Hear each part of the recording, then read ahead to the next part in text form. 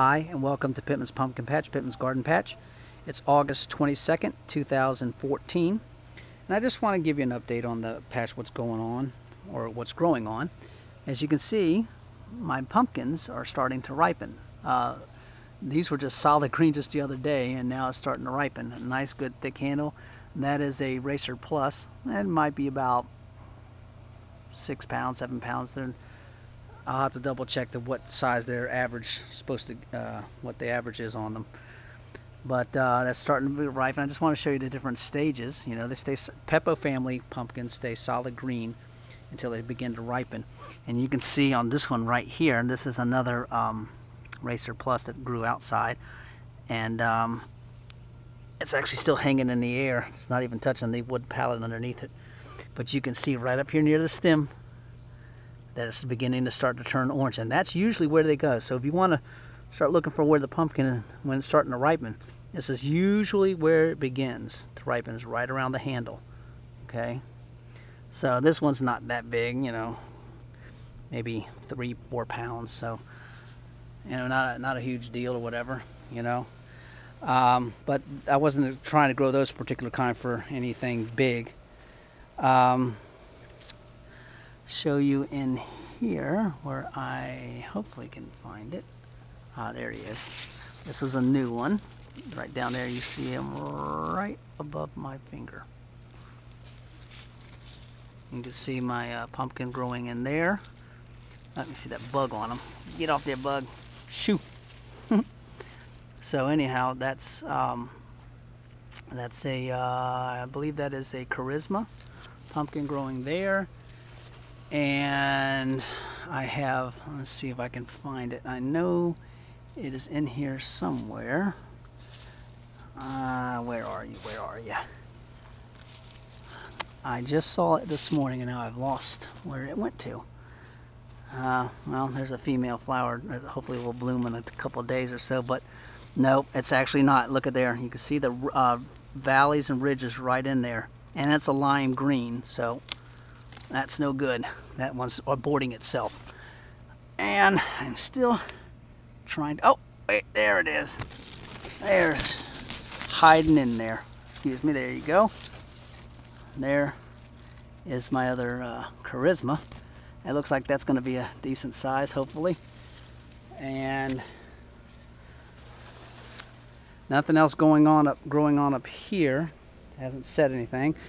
Down here, you can see this one's beginning to ripen a little bit. You can see a little bit of orange starting to come in right by the stem. And this is another Racer Plus. This is a little bit bigger. I'd say this is probably about a 6 to 8 pounds, somewhere in there, maybe. All right. There's another shot of the other end of that pumpkin. Just showed you that was ripening at the beginning. I'll take you over here.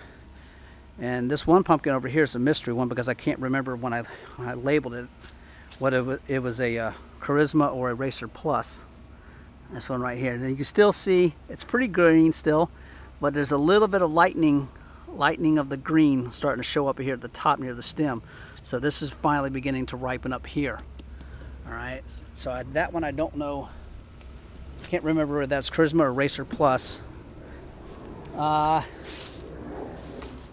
These plants here are still trying to produce, and I have this is a charisma for sure, and this one just came about 4 or 5 days ago.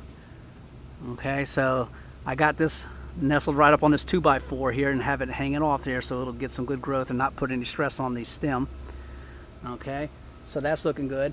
Here is over here. Finally I got a third Howden pumpkin to start growing, and this one's of course on the ground here, so hopefully that'll do good. It's taken off. And just a little while ago before I shot this video, I found another vine that was growing out and going all over the place, and I retrained it back in, and I accidentally snapped off the end of it. I was so mad because there was a female flower at the end of it, and got mad at myself. However, I did find one a little further back right there on the vine, so I still have some hope that I'll get another Howden plant out of this one. This was probably a second or tertiary vine I did bury the end down there, so that'll keep it from growing. And I did actually, I did the same for this one right here. I was just showing you. The vine was still growing out and everything, so the plant was still putting a lot of energy into growing that vine, and I don't want that anymore. It's so late in the season that why bother? So I snipped off the end of the vine, and I buried the end down in the soil, so it'll stop the growth and it'll force the plant to put its nutrients and all of its water and energy into growing that fruit. So hopefully it'll get bigger and start taking off even more, because at this end of the season there's no sense in it trying to get any more. Let me show you.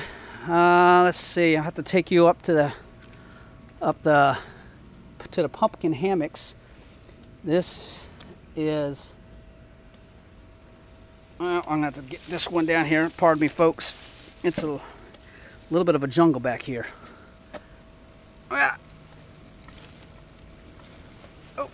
all right. Woo. Now, this is my biggest pumpkin I've gotten so far. Uh-oh. Uh-oh. Look at there. Look what I see right by my finger. See it, folks? See that little brown little fuzz right there? I bet you a squash vine borer is drilled into it. That's not good.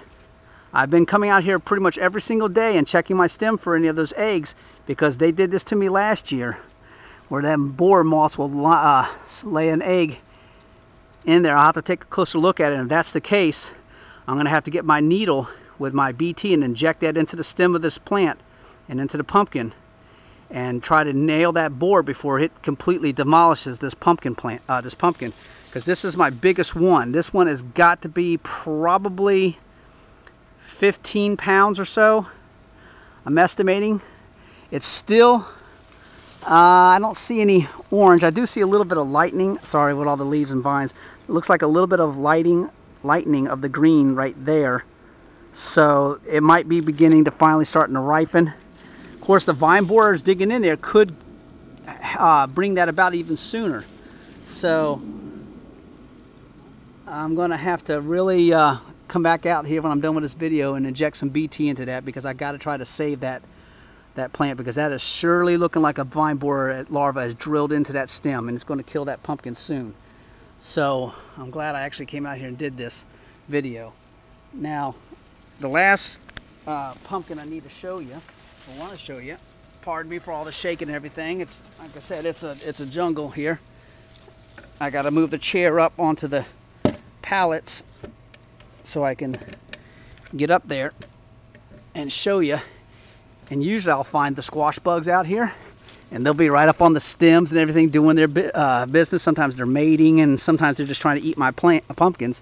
So I'll come up here and periodically spray in here, and usually I find them.